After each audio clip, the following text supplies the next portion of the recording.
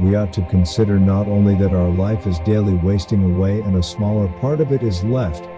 but another thing also must be taken into the account, that if a man should live longer, it is quite uncertain whether the understanding will still continue sufficient for the comprehension of things, and retain the power of contemplation which strives to acquire the knowledge of the divine and the human. For if he shall begin to fall into dotted perspiration and nutrition and imagination and appetite, and whatever else there is of the kind, will not fail. But the power of making use of ourselves, and filling up the measure of our duty, and clearly separating all appearances, and considering whether a man should now depart from life, and whatever else of the kind absolutely requires a disciplined reason, all this is already extinguished. We must make haste then, not only because we are daily nearer to death, but also because the conception of things and the understanding of them cease first. We ought to observe also that even the things which follow after the things which are produced according to nature contain something pleasing and attractive. For instance, when bread is baked, some parts are split at the surface, and these parts which thus open, and have a certain fashion contrary to the purpose of the baker's art, are beautiful in a manner, and in a peculiar way excite a desire for eating. And again, figs, when they are quite ripe, gape open, and in the ripe olives the very circumstance of their being near to rottenness adds a peculiar beauty to the fruit. And the ears of corn bending down, and the lion's eyebrows, and the foam which flows from the mouth of wild boars, and many other things, though they are far from being beautiful, if a man should examine them severally still, because they are consequent upon the things which are formed by nature, help to adorn them. And they please the mind, so that if a man should have a feeling and deeper insight with respect to the things which are produced in the universe, there is hardly one of those which follow by way of consequence, which will not seem to him to be in a manner disposed so as to give pleasure. And so he will see even the real gaping jaws of wild beasts with no less pleasure than those which painters and sculptors show by imitation, and in an old woman and an old man he will be able to see a certain maturity and comeliness, and the attractive loveliness of young persons he will be able to look on with chaste eyes. And many such things will present themselves, not pleasing to every man, but to him only who has become truly familiar with nature and her works. Hippocrates, after curing many diseases himself, fell sick and died. The Chaldea foretold the deaths of many, and then fate caught them too. Alexander and Pompeius and King Caesar, after so often completely destroying whole cities, and in battle cutting to pieces many 10,000s of cavalry and infantry, themselves too at last departed from life. Heraclitus, after so many speculations on the conflagration of the universe, was filled with water internally and died smeared all over with mud. And lice destroyed Democritus, and other lice killed Socrates. What means all this? Thou hast embarked. Thou hast made the voyage. Thou art come to shore. Get out. If indeed to another life there is no one of God's, not even there. But if to a state without sensation, thou wilt cease to be held by pains and pleasures, and to be a slave to the vessel, which is as much inferior as that which serves it is superior, for the one is intelligence and deity, the other is earth and corruption. Do not waste the remainder of thy life in thoughts about others, when thou dost not refer thy thoughts to some object of common utility. For thou losest the opportunity of doing something else when thou hast such thoughts as these. What is such a person doing, and why? And what is he saying, and what is he thinking of, and what is he contriving, and whatever else of the kind makes us wander away from the observation of our own ruling power. We ought then to check in the series of our thoughts everything that is without a purpose and useless, but most of all the overcurious feeling and the malignant. And a man should use himself to think of those things only about which if one should suddenly ask, What hast thou now in thy thoughts? With perfect openness thou mightest immediately answer this or that, so that from thy words it should be plain that everything in thee is simple and benevolent, and such as befits a social animal, and one that cares not for thoughts about pleasure or sensual enjoyments at all, nor has any rivalry or envy and suspicion, or anything else for which thou wouldst blush if thou shouldst say that thou hadst it in thy mind. For the man who is such, and no longer delays being among the number of the best, is like a priest and minister of the gods, using to the deity which is planted within him, which makes the man uncontaminated by pleasure, unharmed by any pain, untouched by any insult, feeling no wrong, a fighter in the noblest fight, one who cannot be overpowered by any passion, dyed deep with justice, accepting with all his soul everything which happens and is assigned to him as his portion, and not often, nor yet without great necessity and for the general interest, imagining what another says, or does, or thinks. For it is only what belongs to himself that he makes the matter for his activity, and he constantly thinks of that which is allotted to himself out of the sum total of things, and he makes his own acts fair, and he is persuaded that his own portion is good. For the lot which is assigned to each man is carried along with him and carries him along with it.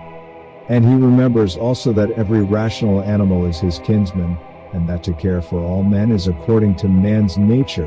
and a man should hold on to the opinion not of all, but of those only who confessedly live according to nature. But as to those who live not so, he always bears in mind what kind of men they are both at home and from home, both by night and by day, and what they are, and with what men they live an impure life. Accordingly, he does not value at all the praise which comes from such men, since they are not even satisfied with themselves. Labor not unwillingly, nor without regard to the common interests, nor without due consideration, nor with distraction, nor let studied ornaments set off thy thoughts, and be not either a man of many words, or busy about too many things. And further, let the deity which is in thee be the guardian of a living being, manly and of ripe age, and engaged in matter political, and a Roman, and a ruler, who has taken his post like a man waiting for the signal which summons him from life, and ready to go, having need neither of oath nor of any man's testimony. Be cheerful also, and seek not external help nor the tranquility which others give. A man then must stand erect, not be kept erect by others. If thou findest in human life anything better than justice, truth, temperance, fortitude, and, in a word, anything better than thy own mind's self-satisfaction in the things which it enables thee to do according to right reason, and in the condition that is assigned to thee without thy own choice, if, I say, thou seest anything better than this, turn to it with all thy soul, and enjoy that which thou hast found to be the best. But if nothing appears to be better than the deity which is planted in thee, which has subjected to itself all thy appetites, and carefully examines all the impressions, and, as Socrates said, has detached itself from the persuasions of sense, and has submitted itself to the gods, and cares for mankind. If thou findest everything else smaller and of less value than this, give place to nothing else, for if thou dost once diverge and incline to it, thou wilt no longer without distraction be able to give the preference to that good thing which is thy proper possession and thy own. For it is not right that anything of any other kind, such as praise from the many, or power, or enjoyment of pleasure, should come into competition with that which is rationally and politically or practically good. All these things, even though they may seem to adapt themselves to the better things in a small degree, obtain the superiority all at once and carry us away. But do thou, I say, simply and freely choose the better, and hold to it. But that which is useful is the better.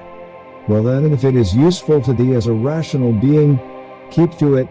But if it is only useful to thee as an animal, say so, and maintain thy judgment without arrogance. Only take care that thou makest the inquiry by a sure method. Never value anything as profitable to thyself which shall compel thee to break thy promise, to lose thy self-respect, to hate any man, to suspect, to curse, to act the hypocrite, to desire anything which needs walls and curtains, for he who has preferred to everything intelligence and demon and the worship of its excellence, acts no tragic part, does not groan, will not need either solitude or much company, and what is chief of all, he will live without either pursuing or flying from death, but whether for a longer or a shorter time he shall have the soul enclosed in the body, he cares not at all, for even if he must depart immediately, he will go as readily as if he were going to do anything else which can be done with decency and order, taking care of this only all through life, that his thoughts turn not away from anything which belongs to an intelligent animal and a member of a civil community. In the mind of one who is chastened and purified thou wilt find no corrupt matter, nor impurity, nor any sore skinned over. Nor is his life incomplete when fate overtakes him, as one may say of an actor who leaves the stage before ending and finishing the play. Besides, there is in him nothing servile, nor affected, nor too closely bound to other things, nor yet detached from other things, nothing worthy of blame, nothing which seeks a hiding place. Reverence the faculty which produces opinion. On this faculty it entirely depends whether there shall exist in thy ruling part any opinion inconsistent with nature and the constitution of the rational animal. And this faculty promises freedom from hasty judgment, and friendship towards men, and obedience to the gods. Throwing away then all things, hold to these only which are few, and besides bear in mind that every man lives only this present time, which is an indivisible point, and that all the rest of his life is either past or it is uncertain. Short then is the time which every man lives, and small the nook of the earth where he lives, and short too the longest posthumous fame, and even this only continued by a succession of poor human beings, who will very soon die, and who know not even themselves, much less him who died long ago. To the aids which have been mentioned let this one still be added: make for thyself a definition or description of the thing which is presented to thee, so as to see distinctly what kind of a thing it is in its substance, in its nudity, in its complete entirety, and tell thyself its proper name, and the names of the things of which it has been compounded, and into which it will be resolved. For nothing is so productive of elevation of mind as to be able to examine methodically and truly every object which is presented to thee in life, and always to look at things so as to see at the same time what kind of universe this is, and what kind of use everything performs in it, and what value everything has with reference to the whole, and what with reference to man, who is a citizen of the highest city, of which all other cities are like families, what each thing is, and of what it is composed, and how long is the nature of this thing to endure, which now makes an impression on me, and what virtue I have need of with respect to it, such as gentleness, manliness, truth, fidelity, simplicity, contentment, and the rest. Wherefore, on every occasion a man should say, this comes from God, and this is according to the apportionment and spinning of the thread of destiny, and such like coincidence and chance, and this is from one of the same stock, and a kinsman and partner, one who knows not, however, what is according to his nature. But I know for this reason I behave towards him according to the natural law of fellowship with benevolence and justice. At the same time, however, in things indifferent I attempt to ascertain the value of each. If thou workest at that which is before thee, following right reason seriously, vigorously, calmly, without allowing anything else to distract thee, but keeping thy divine part pure, as if thou shouldst be bound to give it back immediately. If thou holdest to this, expecting nothing, fearing nothing, but satisfied with thy present activity according to nature, and with heroic truth in every word and sound which thou utterest, thou wilt live happy. And there is no man who is able to prevent this. As physicians have always their instruments and knives ready for cases which suddenly require their skill, so do thou have principles ready for the understanding of things divine and human, and for doing everything, even the smallest, with the recollection of the bond which unites the divine and human to one another. For neither wilt thou do anything well which pertains to man without at the same time having a reference to things divine, nor the contrary. No longer wander at hazard, for neither wilt thou read thy own memoirs, nor the acts of the ancient Romans and Hellenes, and the selections from books which thou wast reserving for thy old age. Hasten then to the end which thou hast before thee, and throwing away idle hopes, come to thy own aid, if thou carest at all for thyself, while it is in thy power. They know not how many things are signified by the words stealing, sowing, buying, keeping quiet, seeing what ought to be done, for this is not affected by the eyes, but by another kind of vision. Body, soul, and intelligence. To the body belong sensations, to the soul appetites, to the intelligence principles. To receive the impressions of forms by means of appearances belongs even to animals. To be pulled by the strings of desire belongs both to wild beasts and to men who have made themselves into women, and to a Phalaris and a Nero, and to have the intelligence that guides to the things which appear suitable belongs also to those who do not believe in the gods, and who betray their country, and do their impure deeds when they have shut the doors. If then everything else is common to all that I have mentioned, there remains that which is peculiar to the good man, to be pleased and content with what happens, and with the thread which is spun for him, and not to defile the divinity which is planted in his breast, nor disturb it by a crowd of images, but to preserve it tranquil,